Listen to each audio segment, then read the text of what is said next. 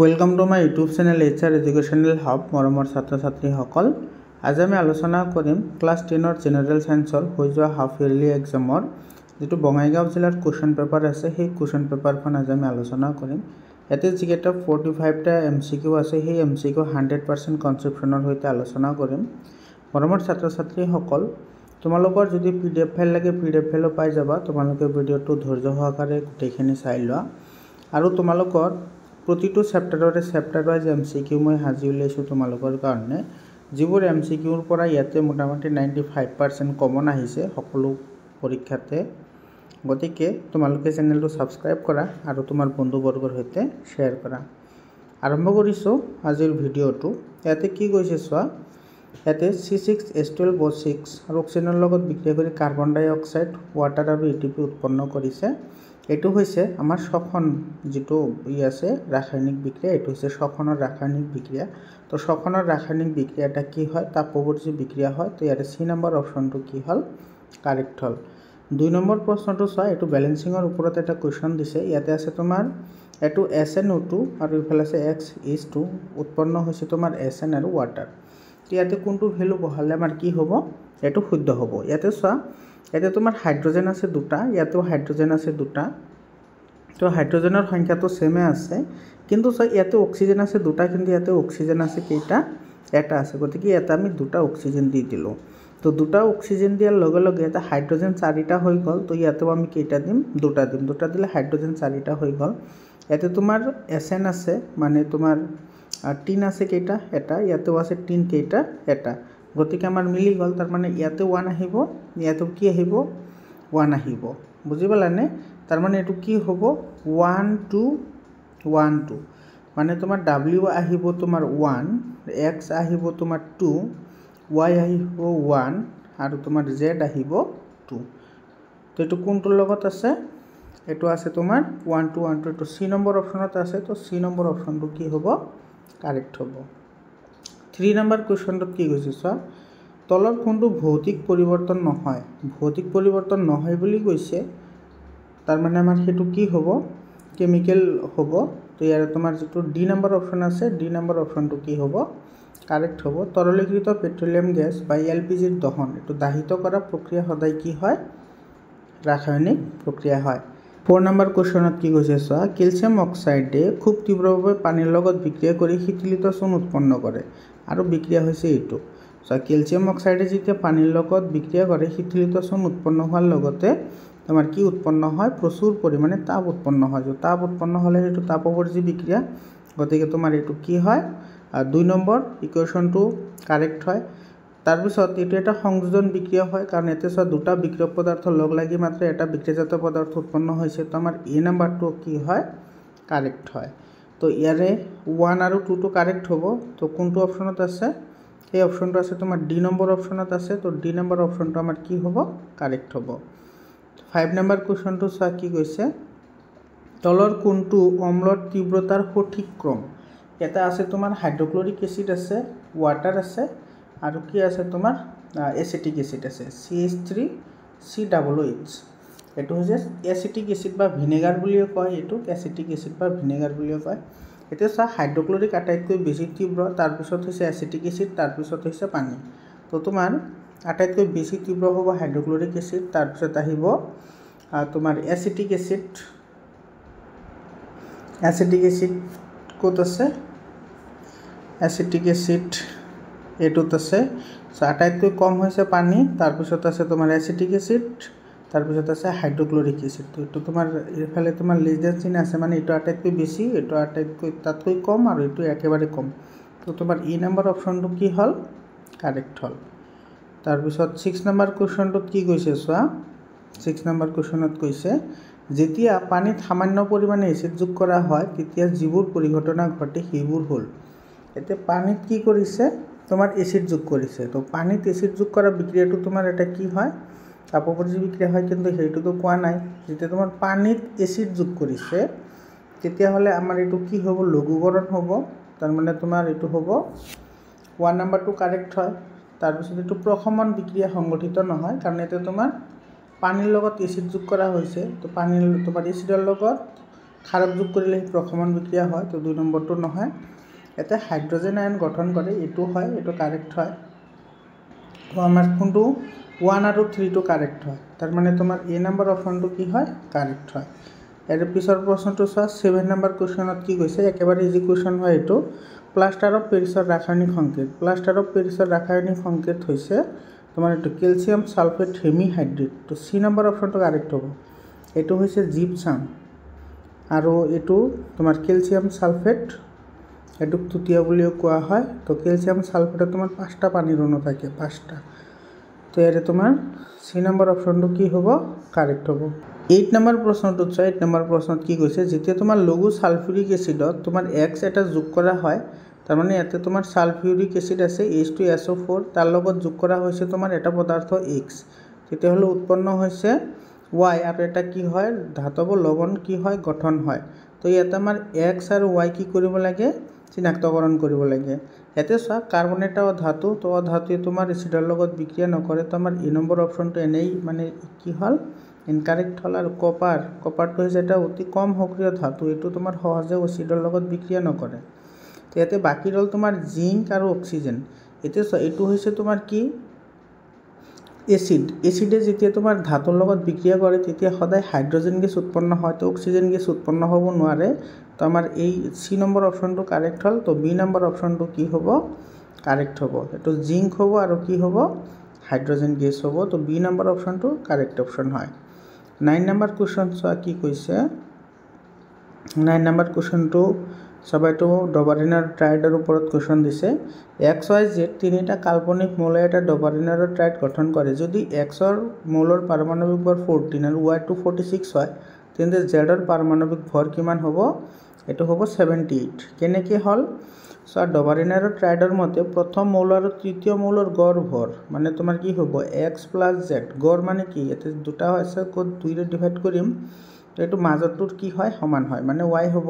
ইয়াতে Xৰ ভেলু দিয়া আছে 14 আৰু Zৰ ভেলুটো দিয়া নাই, আমি ওলাব লাগে। তোমাৰ Zৰ ভেলুটো কিমান দিয়া আছে, এইটো আমাৰ দিয়া নাই।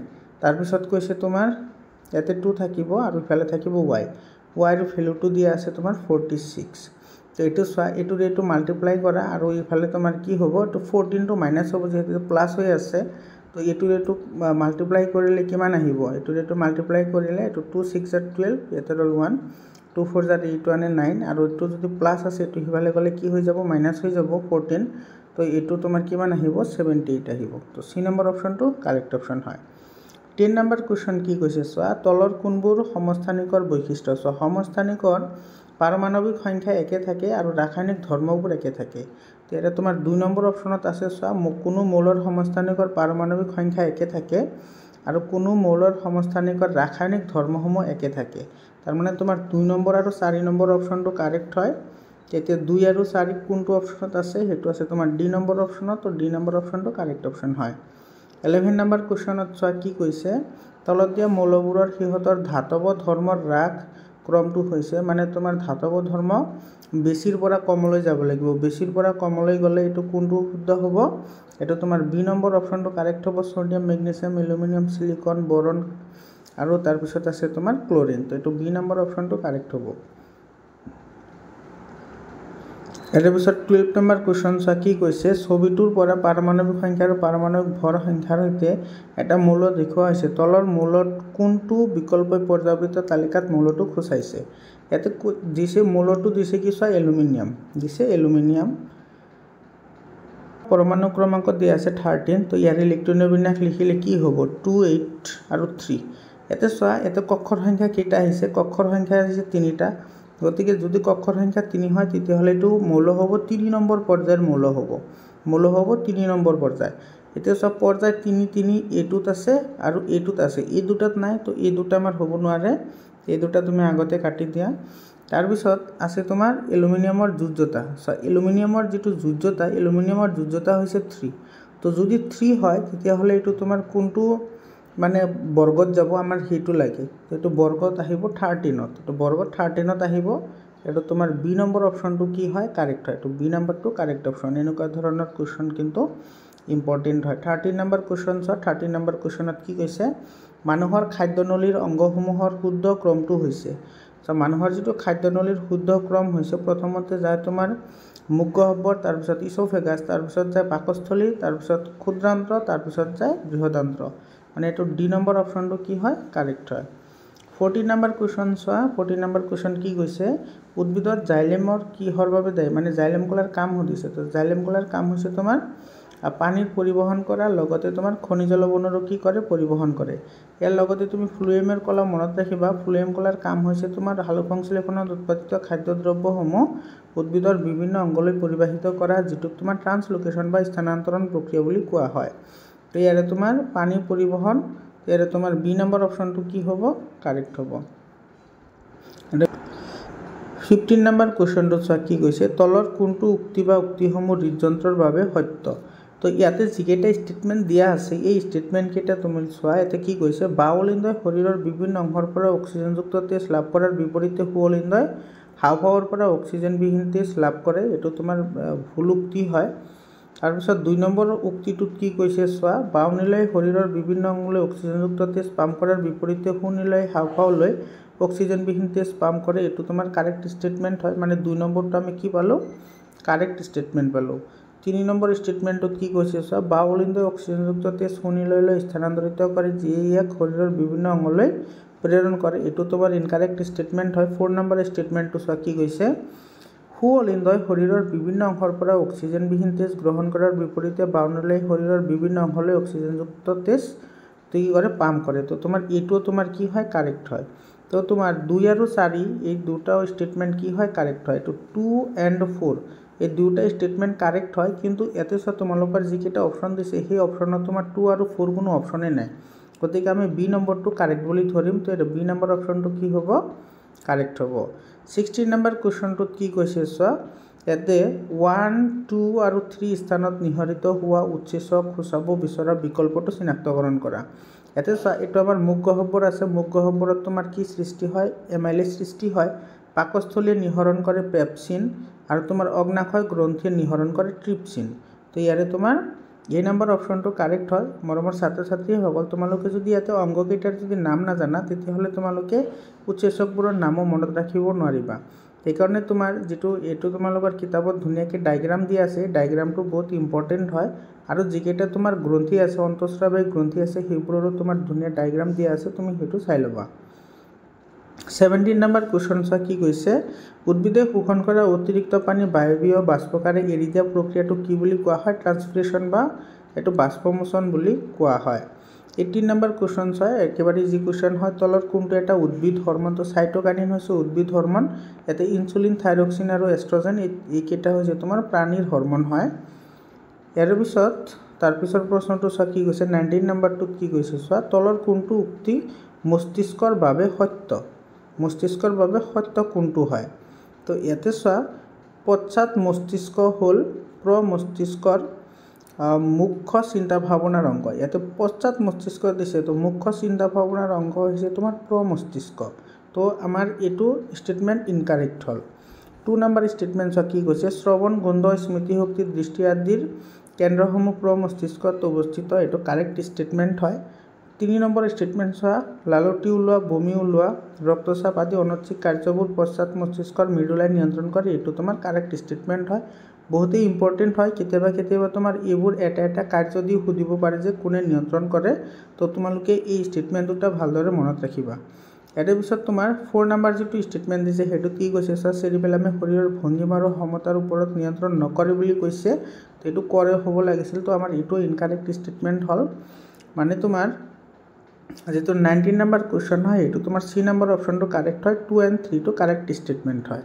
ইয়াৰ পিছত 20 নম্বৰ কুৱেশ্যনটোত চোৱা কি কৈছে, অমিল জুটো বাছি লোৱা। এইটো এড্ৰিনেলিন আৰু পিটুইটাৰী গ্ৰন্থি কৈছে চোৱা। পিটুইটাৰী গ্ৰন্থিয়ে তোমাৰ GH হৰমন নিহৰণ কৰে, যিটো দেহ বৰ্ধনকাৰী হৰমন সেইটো নিহৰণ কৰে, কিন্তু ইয়াতে এড্ৰিনেলিন বুলি কৈছে। এড্ৰিনেলিন হৰমনটো গ্ৰহণ কৰে তোমাৰ এড্ৰিনেল গ্ৰন্থিয়ে, কিন্তু টেষ্টোষ্টেৰন মানে শুক্ৰাশয়ত টেষ্টোষ্টেৰন হৰমন নিহৰণ কৰে, কাৰেক্ট হয়। ডিম্বাশয় এষ্ট্ৰজেন নিহৰণ কৰে, এইটো কাৰেক্ট হয়। আৰু থাইৰয়ড গ্ৰন্থিয়ে থাইৰক্সিন নিহৰণ কৰে, এইটো কাৰেক্ট হয়। মানে তোমাৰ এ নম্বৰটো ইনকাৰেক্ট হয়। গতিকে আমাৰ শুদ্ধ উত্তৰটো হ'ব তোমাৰ এ নম্বৰ অপশ্যন। ইয়াৰ এ নম্বৰ অপশ্যনটো আমাৰ কি হ'ব শুদ্ধ উত্তৰ হ'ব। 21 নম্বৰ কুৱেশ্যন কি কৈছে চোৱা, নিউৰনত বৈদ্যুতিক প্ৰেৰণাৰ পৰা ৰাসায়নিক প্ৰেৰণালৈ ৰূপান্তৰিত ঘটে। এইটো ক'ত ঘটে, এইটো যেটো তোমাৰ একজনৰ প্ৰান্তীয় আছে তাতে ঘটে এই প্ৰশ্নটো তোমাৰ ইয়াৰ আগতে যিবোৰ আলোচনা কৰিছো সেইবোৰ পৰীক্ষাটো এইবোৰ আহিছে কমন কোৱেশ্চন হয় তোমালোকে বেছি টেনচন কৰিব নালাগে মনোযোগেৰে প্ৰিপাৰেচন কৰা এৰ পিছত 22 নম্বৰ কোৱেশ্চন চোৱা 22 নম্বৰ কোৱেশ্চনত কি কৈছে যদি ঘূৰণীয়া সেউজীয়া থকা মটৰ মাহৰ গছৰ লগত খুতুৰা হালধীয়া বীজ থকা মটৰ মাহৰ লগত সংকৰণ ঘটোৱা হয় তেন্তে F1 জোনত পোৱা বীজবোৰ হ'ব F1 জোনত যিবোৰ বীজ পোৱা যাব সেইবোৰ হ'ব ঘূৰণীয়া হালধীয়া তোমালোকৰ কিতাপৰ বাওফালে পেজৰ বাওফালে ধুনীয়াকৈ এটা ডায়াগ্ৰাম দিয়া আছে সেই ডায়াগ্ৰামৰ পৰাই প্ৰশ্নটো দিছে তো এটোৰ শুদ্ধ উত্তৰ হ'ব ঘূৰণীয়া হালধীয়া 23 নম্বৰ কোৱেশ্চন কি কৈছে চোৱা যদিহে মানৱ দেহৰ এটা যোজন কোষে পিতৃৰ পৰা X ক্ৰমোজম আহৰণ কৰে তেন্তে আৱৰ্তক ৰূপটো হ'ব চোৱা মানুহৰ পুৰুষৰ ক্ষেত্ৰত তোমাৰ যেটো যৌন ক্ৰমোজম হেতু হৈছে XY আৰু মহিলাৰ ক্ষেত্ৰত হৈছে XX তো ইয়াতে কৈছে তোমাৰ পিতৃৰ পৰা X আহিছে তো মাতৃৰ পৰা তো X আহিব তো আহিল কি তোমাৰ XX হলে ছোৱালী হয় ইয়াৰ বি নম্বৰ অপচনটো কি হ'ব কাৰেক্ট হ'ব 24 নম্বৰ কোৱেশ্চন চোৱা 24 নম্বৰ কোৱেশ্চনত কি কৈছে জীৱৰ ক্ৰমবিকাশৰ প্ৰক্ৰিয়াত যি প্ৰক্ৰিয়াৰ দ্বাৰা কোনো এটা প্ৰজাতিৰ জীৱসমূহৰ শাৰীৰিক বৈশিষ্ট্যসমূহৰ বিভিন্ন কাৰকৰ প্ৰভাৱৰ ফলত পৰিৱৰ্তন ঘটি নতুন শাৰীৰিক বৈশিষ্ট্য সম্পন্ন জীৱৰ উদ্ভৱ হয় সেই প্ৰক্ৰিয়াক কি বুলি কোৱা হয় এটো প্ৰজাতিকৰণ বুলি কোৱা হয় একেবাৰে সিম্পল এটা কোৱেশ্চন হয় 25 নম্বৰ কোৱেশ্চন চোৱা তলৰ কোনটো বিৱৰ্তনৰ ব্যৱস্থা নহয় চোৱা যেটো তোমাৰ জেনেটিক ড্ৰিফট আছে জিনীয় পথচ্যুত এটো তোমাৰ কি নহয় এটো বিৱৰ্তনৰ কোনো কাৰক নহয় এটো হৈছে ভিন্নতাৰ কাৰক এটো হৈছে ভিন্নতাৰ কাৰণ বা ভিন্নতাৰ কাৰক বুলি তুমি ক'ব পাৰা এটো কিন্তু তোমাৰ বিৱৰ্তনৰ লগত কোনো জিনীয় পথচ্যুতৰ সম্পৰ্ক নাই 26 নম্বৰ কোৱেশ্চন চোৱা 26 নম্বৰত কি কৈছে অবতল দাপনে হত আৰু লুট আৰু সমান আকাৰত প্ৰতিবিম্ব দিয়ে যদি লক্ষ্য বস্তুটো ক'ত ৰাখো আমি চিত ৰাখো অৰ্থাৎ ভাস্কেন্দ্ৰত ৰাখিলে তোমাৰ ভাস্কেন্দ্ৰতে লক্ষ্য বস্তু কি হয় গঠন হয় 27 নম্বৰ কোৱেশ্চন চোৱা ইয়াতে কি কৈছে বহুত ইন্টাৰেষ্টিং এটা কোৱেশ্চন হয় তলৰ ছবিটোত 1 2 3 4 সংখ্যাৰে দেখুৱা আপতিত কোণ নিৰ্ঘত কোণ আৰু প্ৰতিহৰণ কোণ আৰু পাৰ্শ্বীয় বিচ্যুতিৰ সঠিক ক্ৰমটো হ'ল তো ইয়াৰে যেটো শুদ্ধ উত্তৰ হ'ব 27 নম্বৰৰ হেতু হ'ব তোমাৰ এটো 2143 কেনেকে 2143 হল ইয়াতে চোৱা তুমি এইকেইটা ভালদৰে চোৱাতে প্ৰথমতে আহিব আপতিত কোণ তো ইয়াৰে যেটো চা 2 নম্বৰ যেটো আছে হেতু তোমাৰ লম্ব আৰু আপতিতৰ যেটো ৰশ্মি আছে হেতু লগত আছে তো 2 নম্বৰটো হইব 2 নম্বৰটো কি হ'ব 2 নম্বৰটো হ'ব তোমাৰ আপতিত কোণ তাৰ পিছত কৈছে নিৰ্ঘত কোণ এতে চোৱা এই যেটো ৰশ্মি আছে আৰু ইফালে আছে নৰমাল বা অভিলম্ব এটোৰ মাজত যেটো কোণ আছে হেতুকে তোমাৰ কি বুলি কোৱা হয় নিৰ্ঘত কোণ বুলি কোৱা হয় তো নিৰ্ঘত কোণ হ'ব তোমাৰ 1 নম্বৰ তাৰ পিছত কি কৈছে চোৱা প্ৰতিহৰণ কোণ চোৱা এটো তোমাৰ নৰমাল হয় আৰু এটো হৈছে তোমাৰ প্ৰতিহৰিত কোণ প্ৰতিহৰিত ৰশ্মি তো প্ৰতিহৰিত ৰশ্মি আৰু অভিলম্বৰ লগত যেটো কোণ কৰে হেতু প্ৰতিহৰণ কোণ বুলি কয় তো তোমাৰ প্ৰতিহৰণ কোণ আহিব 4 নম্বৰটো আৰু যেটো 3 নম্বৰ যেটো এংগল আছে চোৱা আসলতে যদি লাইটটো মানে পোহৰৰ ৰশ্মিটো বেকা নহলে হয় তেতিয়া হলে এনেকে আহিলে হয় কিন্তু এনেকে জান তো এই ৰশ্মি আৰু এটোৰ লগত যেটো এংগল কৰিছে হেতু কয় বিচ্যুতি কোণ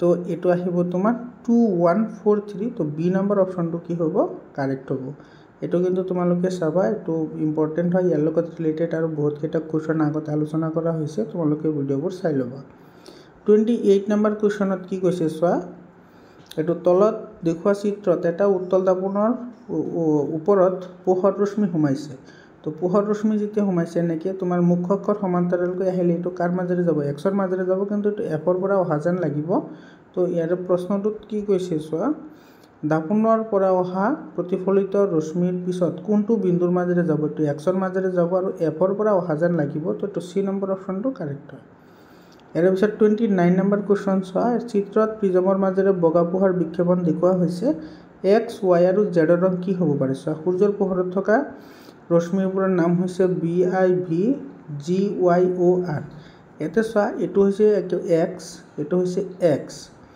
এটো হৈছে তোমাৰ z আৰু এটো হল তোমাৰ গৈ y তো মাজত আছে গ্ৰীন প্ৰথমত আছে ভায়োলেট মানে বেঙুনীয়া আৰু একেবাৰে শেষত আছে ৰঙা তাৰ মানে বেঙুনীয়া সেউজীয়া আৰু কি হল ৰঙা তো এটো কোনটো অপচনত আছে বেঙুনীয়া সেউজীয়া ৰঙা অপচনটো আছে তোমাৰ ডি নম্বৰ অপচনত আছে তো ডি নম্বৰ অপচনটো তোমাৰ কি হয় কাৰেক্ট হয় এৰ পিছত 30 নম্বৰ কোৱেশ্চন চোৱা কি কৈছে 30 নম্বৰ কোৱেশ্চনত কৈছে অক্ষত প্ৰতিবিম্বৰ নিম্নলিখিত বৈশিষ্ট্যসমূহ তুমি বিবেচনা কৰা তো অসৎ প্ৰতিবিম্ববোৰ কেতিয়াও পৰ্দাত পেলাব নোৱাৰি, কাৰেক্ট হয়। 2 নম্বৰ অপশ্যন দিছে উত্তল আৰু অৱতল লেন্সে গঠন কৰে, এইটো ইনকাৰেক্ট হয়। উত্তল লেন্সে তোমাৰ অসৎ প্ৰতিবিম্ব গঠন কৰিব পাৰে, কিন্তু অৱতল লেন্সে অসৎ প্ৰতিবিম্ব গঠন নকৰে। ই তোমাৰ কি কৰে, মেক্সিমাম ক্ষেত্ৰতে তোমাৰ সৎ প্ৰতিবিম্ব গঠন কৰে। তো তোমাৰ 2 নম্বৰ ষ্টেটমেণ্টটো ইনকাৰেক্ট হ'ল। 3 নম্বৰ ষ্টেটমেণ্ট দিছে সদায় থিয় হয়, এইটো কাৰেক্ট হয়। অসৎ প্ৰতিবিম্ববোৰ সদায় থিয় হয়। আৰু 4 নম্বৰটো কি দিছে, সদায় ওলোটা হয়, তো এইটো ইনকাৰেক্ট হ'ল। তাৰমানে আমাৰ কি পালোঁ আমি, যিটো তোমাৰ 1 আৰু 3 এই দুটা ষ্টেটমেণ্ট কি হয়, কাৰেক্ট হয়। তো 1 আৰু 3 ষ্টেটমেণ্টটো ক'ত আছে, এইটো চোৱা, তোমালোকৰ 1 আৰু 3 ষ্টেটমেণ্টটো কাৰেক্ট পাইছিলোঁ আমি, কিন্তু ইয়াতে 1 আৰু 3 ষ্টেটমেণ্ট নাইয়ে। তো এইটো যদি 1 আৰু 3 হয় তেতিয়াহ'লে এইটো কাৰেক্ট হ'ব, বুজি পাইছানে? এইটো ষ্টেটমেণ্ট যদি 3 হয় তো 1 আৰু 3টো কাৰেক্ট হ'ব, কিন্তু অপশ্যনত নাই 1 আৰু 3। তো তোমালোকে এইটো অলপ চাই ল'বা। মোৰ মতে তোমাৰ বি নম্বৰটো এইটো 3 বনাই, এইটো তোমাৰ কি হ'ব, কাৰেক্ট হ'ব। তাৰপিছত 31 নম্বৰ কুৱেশ্যনত কি কৈছে চোৱা, which of the following materials can not be use to make a lens. মানে তোমাৰ লেন্স বনোৱাৰ ক্ষেত্ৰত তলৰ কোনটো পদাৰ্থ ব্যৱহাৰ কৰিব নোৱাৰি, এইটো চোৱা। কোনটো পদাৰ্থ লেন্স তৈয়াৰ কৰিবলৈ ব্যৱহাৰ কৰা নহয়, সেইটো হৈছে ক্লে, মৃত্তিকা। মানে বোকা মাটি আমি কেতিয়াও ব্যৱহাৰ কৰিব নোৱাৰোঁ।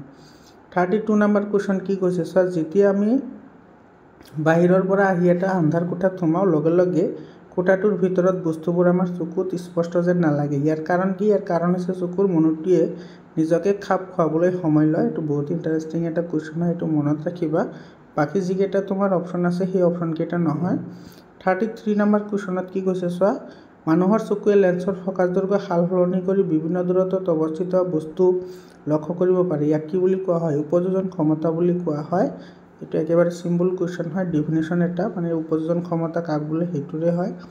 34 নম্বৰ কুৱেশ্যন কি কৈছে চোৱা, তৰাৰ তীব্ৰণি বায়ুমণ্ডলৰ বাবে হয়, এইটো কিহৰ কাৰণে হয়? চোৱা, আমাৰ বায়ুমণ্ডলত তোমাৰ এনেকুৱা কি আছে, ডিফাৰেণ্ট টাইপ অফ লেয়াৰ্ছ আছে, আৰু সেই লেয়াৰ্ছবোৰত যেতিয়া তোমাৰ পোহৰ পৰে, সেই পোহৰবোৰ তোমাৰ কি হয়, তোমাৰ প্ৰতিসাৰণাংকৰ যিটো পাৰ্থক্য আছে, ডিফাৰেঞ্চ আছে, সেইকাৰণে তোমাৰ কি হয়, একা বেকা হৈ থাকে, যাৰ কাৰণে আমাৰ তৰাবোৰ আমি তিৰিবিৰাই থকা যেন লাগে। তো এই অপশ্যনটো তোমাৰ কোনটোত আছে চোৱা, এইটো বি নম্বৰ অপশ্যনত আছে। বিভিন্ন স্তৰৰ বিভিন্ন প্ৰতিসাৰণাংকৰ দ্বাৰা পোহৰৰ প্ৰতিসৰণ, তো বি নম্বৰ অপশ্যনটো কি হ'ল, কাৰেক্ট হ'ল। 35 নম্বৰ কুৱেশ্যন কি কৈছে চোৱা, তলৰ কোনবোৰ পোহৰৰ পৰিঘটনা ৰামধেনুৰ লগত জড়িত। তো ৰামধেনুৰ লগত জড়িত পোহৰৰ প্ৰতিঘটনা হৈছে তোমাৰ প্ৰতিসৰণ, তাৰপিছত আছে তোমাৰ বিচ্ছুৰণ, তাৰপিছত আছে তোমাৰ আভ্যন্তৰীণ প্ৰতিফলন। পূৰ্ণ প্ৰতিফলন নহয় কিন্তু দেই, এইটো মনত কৰিবা। আভ্যন্তৰীণ আৰু একেবাৰে শেষতো তোমাৰ কি হয়, প্ৰতিসৰণ হয়। তাৰমানে প্ৰতিসৰণ, বিচ্ছুৰণ, আভ্যন্তৰীণ প্ৰতিফলন আৰু তাৰপিছত হয় প্ৰতিসৰণ। তো কোনটো অপশ্যনত আছে, এইটো চোৱা ডি নম্বৰ অপশ্যনত আছে, ডি নম্বৰ অপশ্যনটো কাৰেক্ট হয়। ইয়াতে কিন্তু চি নম্বৰটোত আছে চোৱা আভ্যন্তৰীণ পূৰ্ণ প্ৰতিফলন, এইটো নহয় কিন্তু। আভ্যন্তৰীণ পূৰ্ণ প্ৰতিফলন আৰু প্ৰতিফলনৰ মাজত তোমাৰ ডিফাৰেঞ্চ আছে। আভ্যন্তৰীণ পূৰ্ণ প্ৰতিফলন মানে তোমাৰ এটা অবজেক্ট আছে, ধৰা এইটোৰ ভিতৰত তোমাৰ এনেকৈ বাৰে বাৰে প্ৰতিফলন হোৱাকৈ আভ্যন্তৰীণ পূৰ্ণ প্ৰতিফলন বুলি কোৱা হয়। কিন্তু তোমাৰ যিটো পানীৰ টোপাল আছে, ৰামধেনু গঠনৰ কথা তোমালোকে জানা, এইটো এবাৰ এনেকৈ গৈ আৰু তাৰপিছতে প্ৰতিসৰণ হৈ ওলাই আহে, যাক তোমাৰ আভ্যন্তৰীণ প্ৰতিফলন বুলি কোৱা হয়। তো ডি নম্বৰ অপশ্যনটো কি হয়, কাৰেক্ট হয়। 36 নম্বৰ কুৱেশ্যন কি কৈছে চোৱা, একেবাৰে চিম্পল কুৱেশ্যন হয়, তলৰ কোনটো অনৱীকৰণযোগ্য শক্তিৰ উৎস। এইটো জীৱাশ্মজাত ইন্ধনসমূহ অনৱীকৰণযোগ্য শক্তিৰ উৎস হয়। অনৱীকৰণ মানে যিবোৰ আমি এবাৰ ব্যৱহাৰ কৰাৰ পিছত আকৌ ব্যৱহাৰ কৰিব নোৱাৰোঁ, বা যিবোৰৰ ভাণ্ডাৰ সীমিত। ইয়াতে তোমাৰ বি নম্বৰ অপশ্যনটো কাৰেক্ট হয়। 37 নম্বৰ কুৱেশ্যনত কি কৈছে চোৱা, তাপভিত্তিক শক্তি প্ৰকল্পত ব্যৱহাৰ কৰা ইন্ধন কি। এইটো হৈছে জীৱাশ্মজাত ইন্ধন, ডি নম্বৰ অপশ্যনটো কাৰেক্ট হয়। 38 নম্বৰ কুৱেশ্যন কি কৈছে চোৱা, নিউক্লিয়াৰ শক্তি ব্যৱহাৰৰ প্ৰধান সমস্যাটো কি হ'ল, বহুতেই ইম্পৰ্টেণ্ট হয়। এইটো হৈছে তোমাৰ ব্যৱহাৰিত ইন্ধন নিৰাপদে নিষ্কাশন কৰা, তাৰে পৰা বহুত ৰেডিয়েশ্যন হয়, ৰেডিয়েশ্যনখিনি কি কৰিব নাযায়, কণ্ট্ৰল কৰিব পৰা নাযায়। তেতিয়া চি নম্বৰ অপশ্যনটো কাৰেক্ট অপশ্যন। 39 নম্বৰ কুৱেশ্যন চোৱা, বায়ুকল উৎপাদিত শক্তি। বায়ুকল উৎপাদিত সাধাৰণতে তোমাৰ ডাঙৰ ডাঙৰ টাৰবাইন ঘূৰাই তোমাৰ বায়ু শক্তিৰ পৰা তোমাৰ শক্তি উৎপাদন কৰা হয় বা বিদ্যুৎ শক্তি উৎপাদন কৰা হয়। এই ক্ষেত্ৰত তোমাৰ বতাহৰ গতিবেগ যিমানে বেছি হ'ব, শক্তি সিমানে বেছি উৎপাদন হয়। তাৰমানে তোমাৰ এইটো ডাইৰেক্টলি কাৰ ওপৰত নিৰ্ভৰ কৰে, বতাহৰ গতিবেগৰ ওপৰত নিৰ্ভৰ কৰে। তো ডি নম্বৰ অপশ্যনটো কি হ'ব, কাৰেক্ট হ'ব। 40 নম্বৰ কুৱেশ্যন কি কৈছে চোৱা, প্ৰতিফলনৰ নিয়মবোৰ ভালদৰে মানি চলে। কোনে মানি চলে, সকলো ধৰণৰ প্ৰতিফলক পৃষ্ঠ। তেতিয়া ডি নম্বৰ অপশ্যনটো কাৰেক্ট হয়। তাৰপিছত এছাৰশ্যন আৰু ৰিজনিঙৰ কুৱেশ্যন দিছে চোৱা বহুত ইম্পৰ্টেণ্ট হয় ইয়াৰে যিকেইটা এছাৰশ্যন আৰু ৰিজনিঙৰ কুৱেশ্যন দিছে চোৱা 41 নম্বৰ যিটো কুৱেশ্যন দিছে সেইটোত কি কৈছে উক্তিত কি কৈছে চোৱা চিপছ উৎপাদকসকলে সাধাৰণতে নাইট্ৰজেনৰ দৰে গেছ ভৰাই চিপছৰ পেকেটবোৰ পৰিপূৰ্ণ কৰে এইটো কাৰেক্ট হয় কাৰণ কি দিছে চোৱা নাইট্ৰজেন গেছে চিপছবোৰত তেল আৰু চৰ্বিৰ জাৰণ হোৱাৰ পৰা ৰোধ কৰে তো এইটো কাৰেক্ট হয় তো তাৰমানে এছাৰশ্যন আৰু ৰিজনিং দুয়োটা কাৰেক্ট হয় আৰু ৰিজনটো এছাৰশ্যনৰ শুদ্ধ বাক্যও হয় তাৰমানে ইয়াৰে তোমাৰ এ নম্বৰ অপশ্যনটো কি হ'ব কাৰেক্ট হ'ব 2 নম্বৰ কুৱেশ্যন চোৱা কি কৈছে উক্তি দিছে সোডিয়াম হাইড্ৰোজেন কাৰ্বনেট অম্ল নাশকবোৰৰ বাবে এটা উপাদান হিচাপে ব্যৱহাৰ কৰা হয় এইটো তোমাৰ ইনকাৰেক্ট হয় কাৰণ তোমাৰ সোডিয়াম হাইড্ৰোজেন কাৰ্বনেট এইটো অম্ল নাশকবোৰৰ বাবে তোমাৰ টাৰ্টাৰিক এসিড ইউজ কৰা হয় কি ইউজ কৰা হয় টাৰ্টাৰিক এসিড ইউজ কৰা হয় আৰু যেটো হৈছে মৃদু এসিড হয় এটো ভক্ষণীয় যাক আমি খাব পাৰি তো ইয়াতে যেটো তোমাৰ এছাৰশ্যন দিছে হেতু তোমাৰ ইনকাৰেক্ট হয় কাৰণ কি যে সোডিয়াম হাইড্ৰোজেন কাৰ্বনেট এটা মৃদু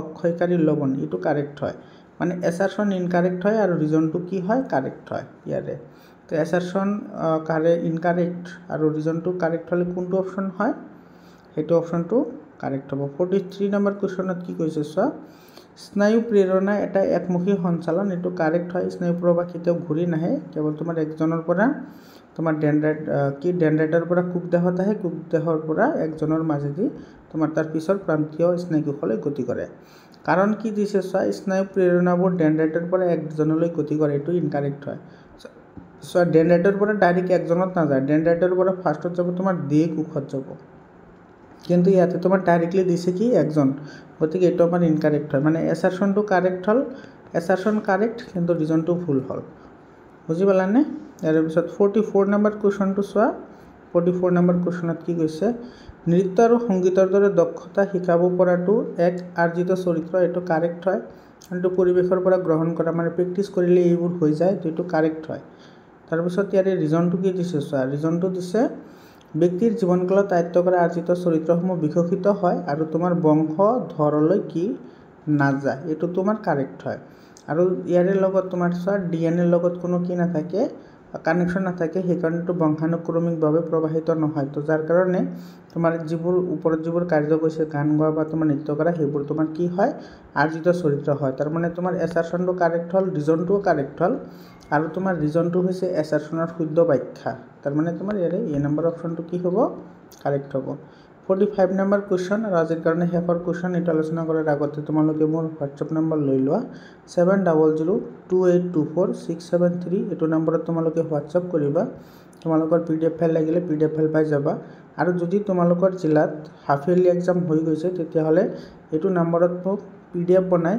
কোৱেশ্চন পেপাৰবোৰ মোক পঠাই দিবা মই হেবোৰ সলভ আউট কৰি দি দিম 45 নম্বৰ কোৱেশ্চন কি কৈছে চোৱা উত্তল দাপন ফকাস দৈৰ্ঘ্য বৃদ্ধি হ'ব যদি দাপনখন পানীত ৰখা হয় এটো ইনকাৰেক্ট হয় কাৰণ ফকাস দৈৰ্ঘ্যটো সদায় তাৰ মানে যেটো বস্তুৰ দ্বাৰা নিৰ্মিত হয় তাৰ ওপৰতে নিৰ্ভৰ কৰে কোনো বস্তুৰ ওপৰত নিৰ্ভৰ নকৰে মনত ৰাখিবা ফকাস দৈৰ্ঘ্য যেটো বস্তু বনোৱা হয় সেই বস্তুটোৰ ওপৰতে নিৰ্ভৰ কৰে তো তোমাৰ এনেকুৱা যদি লেন্স এখন আছে ওপৰত তুমি পানী দি দিলা ইয়াৰে ফকাস দৈৰ্ঘ্যৰ কোনো কি নহয় ডিফাৰেন্স নহয় তো এটো তোমাৰ কি হয় এটো ইনকাৰেক্ট হয় আৰু ইয়াতে কি কৈছে চোৱা কাৰণ r ব্যাসাৰ্ধযুক্ত উত্তল দাপনৰ ফকাস দৈৰ্ঘ্য f r/2 আমি সকলোৱে জানো যে r 2f মানে তোমাৰ f কি হ'ব r/2 হ'ব এটো হৈছে তোমাৰ গোলাকাৰ দাপনৰ ভাঁজ ব্যাসাৰ্ধৰ ফকাস দৈৰ্ঘ্যৰ মাজৰ সম্পৰ্ক গোলাকাৰ দাপনৰ ভাঁজ ব্যাসাৰ্ধৰ ফকাস দৈৰ্ঘ্যৰ মাজৰ সম্পৰ্ক হৈছে r 2f মানে f কি হ'ব r/2 হ'ব মানে এটো তোমাৰ কাৰেক্ট হয় কিন্তু তোমাৰ এছাৰশ্যনটো ইনকাৰেক্ট আৰু ৰিজনটো কি হয়